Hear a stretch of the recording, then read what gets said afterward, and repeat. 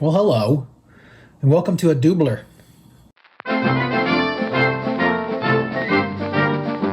The one post I had on March 24th was not from me. It was from a friend of mine who disagrees with me, but shared this on my timeline. I love this. And this was straight at HCQ, 3 days after Trump had dared express hope for a cheap generic drug that has been around for 60 years. High hopes for a treatment soon, but realistic concerns about DIY stupidity.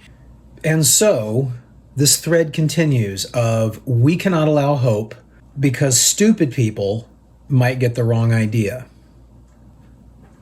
Imagine you're a stupid people and you hear Trump say that HCQ is a game changer. What are you going to do? I guess, one thing that you could do is look in your fish cleaner cabinet and see something that looks kind of like what this is, which is not what this is, and imbibe that and drink that and give it to your loved one. But should we really be crafting our POV and our policy and our strategy around what those people might do? Those of us that have lived more than a couple years understand that those people are going to do stupid crap no matter what. You have this potentially helpful drug removed from consideration, removed from the medical toolbox. And again, I would ask, why on earth would you want to do that? So here we have HCQ. A friend of mine is sharing this to me. Again, I totally appreciated it. But, it's this was off the rails at this point, unfortunately. And, how many people did we kill by denying this drug? I think if history is at all honest about this, I think we're going to see a lot of people die because of this. So congratulations, HCQ people. And thanks for posting this. You know who you are. Again, I really appreciate it. All right.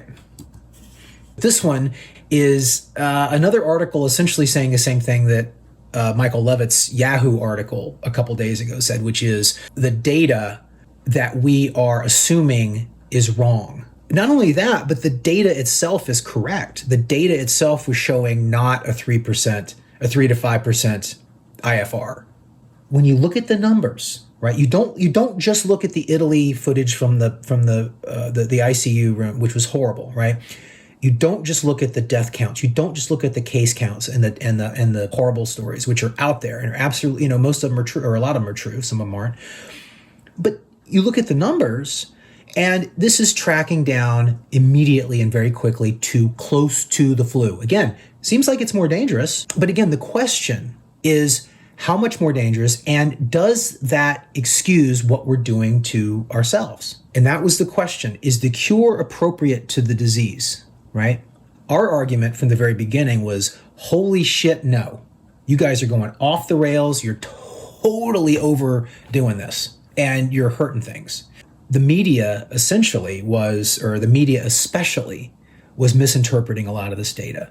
And we were making decisions based on bad interpretations of data.